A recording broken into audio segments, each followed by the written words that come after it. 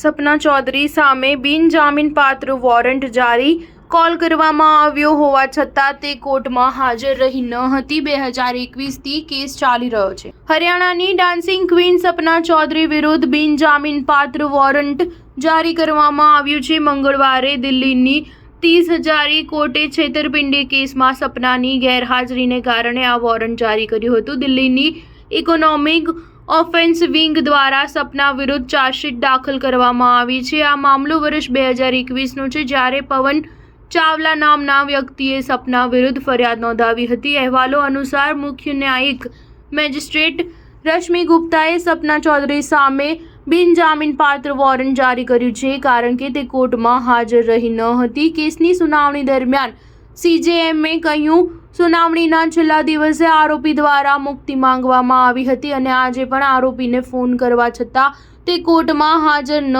થઈ। કોર્ટે કેસની કાર્યવાહી માટે આગામી તારીખ 25 ઓક્ટોબર 2024 નક્કી કરી છે। મીડિયા રિપોર્ટ્સ અનુસાર ફરિયાદી પવન ચાવલાએ સપના પર આરોપ લગાવ્યો છે કે તેણે સપનાને કામ માટે પૈસા આપ્યા હતા, પરંતુ સપના અને તેના પરિવારના સભ્યોએ તે પૈસાનો દુરુપયોગ કર્યો હતો। તેની સામે 28 મે 2024ના રોજ છેતરપિંડીનો કેસ નોંધવામાં આવ્યો હતો। જો કે આ પહેલીવાર નથી જ્યારે સપના સામે છેતરપિંડીનો કેસ નોંધાયો હોય। આ પહેલા પણ વર્ષ 2018માં તેની સામે છેતરપિંડીનો કેસ નોંધવામાં આવ્યો હતો। પૈસા લેવા છતાં કાર્યક્રમમાં પરફોર્મ કરવા ન આવવાનો આરોપ છે।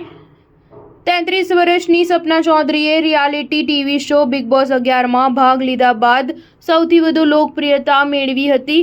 મૂળ હરિયાણાની સપના અગાઉ સ્ટેજ પ્રોગ્રામમાં ડાન્સ કરતી હતી। આ દિવસોમાં તે ઘણી ભોજપુરી ફિલ્મો અને મ્યુઝિક વિડીયોમાં જોવા મળે છે। સપના આ વર્ષે મે મહિનામાં કાન્સ ફિલ્મ ફેસ્ટિવલમાં રેડ કાર્પેટ પર પણ ચાલી હતી। સ્ટાર ન્યૂઝ 7 હંમેશા સચ્ચાઈની સાથે।